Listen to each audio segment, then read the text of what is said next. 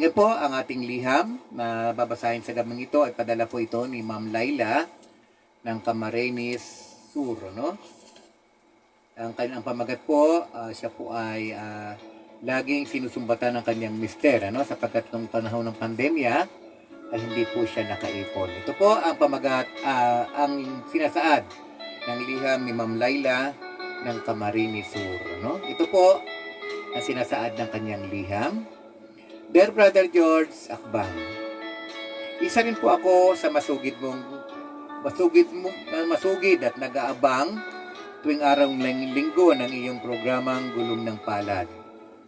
Alam po niyo, Brother George, aliw na aliw po ako sa iyong mga pinatutugtog na lumang tugtugin o awitin. At ang isa pa po ay inaabangan ko ang pagbasa mo ng mga liham na talaga namang binibigyan mo ng tamang payo. Akala ko noon ay manatili mo na lang akong tagahanga at taga-subaybay, pero naengganyo rin po ako na sumulat sa iyo dahil gusto ko rin pong humingi ng payo. Isa pong seaman ang asawa ko at nitong panahong nagdaang pandemya, isa siya na umuwi at hanggang ngayon ay hindi pa uli nakakaalis. Tapos na po ang aming konting ipon at sa ngayon po ay may mga utang na kami dahil may dalawa po kaming anak na pinag-aaral. Ang problema ko po sa tuwing nalalasing at nakakainom ang aking mister o ang aking asawa ay lagi niya akong sinusumbatan na kung naging marunong daw po akong humawak ng pera ay hindi namin dinadanas ang ganitong buhay. Sa totoo lang po ay eksakto lang naman ang pinapadala niya sa akin at minsan nga ay kinakapos pa dahil sa mga hindi inaasahan at bigla ang gastusan.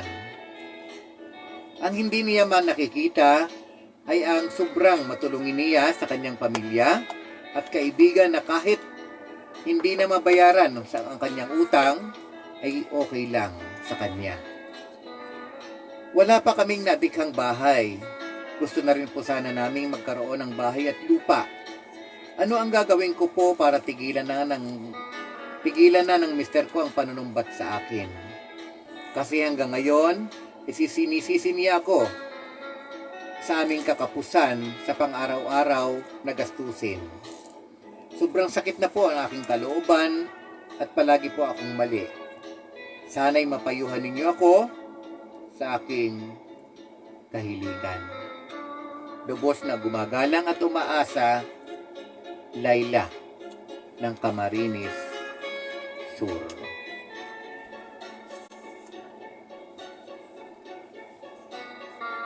Nakalulungkot na isipin sa nagdaang krisis na idinulot ng pandemya ay maraming malungkot at punong-puno ng karanasan at hirap ang naranasan. Maraming nawala ng trabaho at maraming mga kumpanya ang nagsara. Maliit o malalaki na negosyo ay talagang naapektuhan. Marami rin ang mga taong nasiraan ng loob at nawalan ng pag-asa.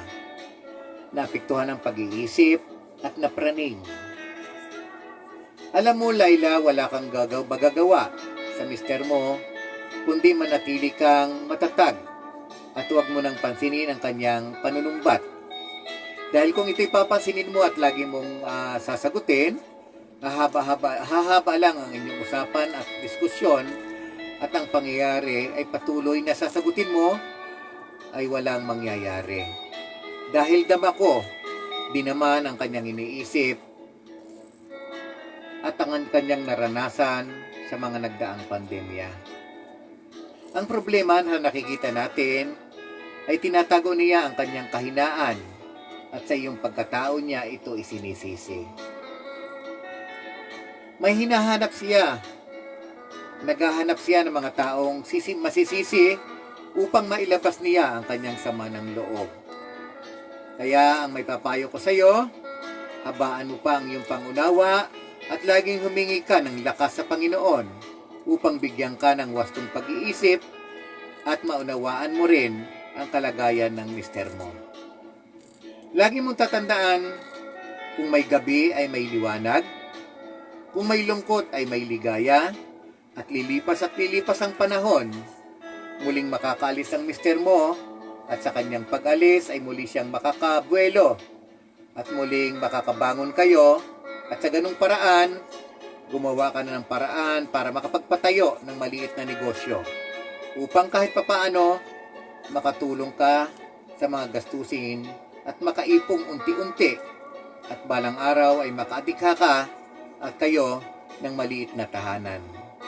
Lagi mong tatandaan, mas mapalad ang mga taong binigyan ng wastong isip kaysa matalino.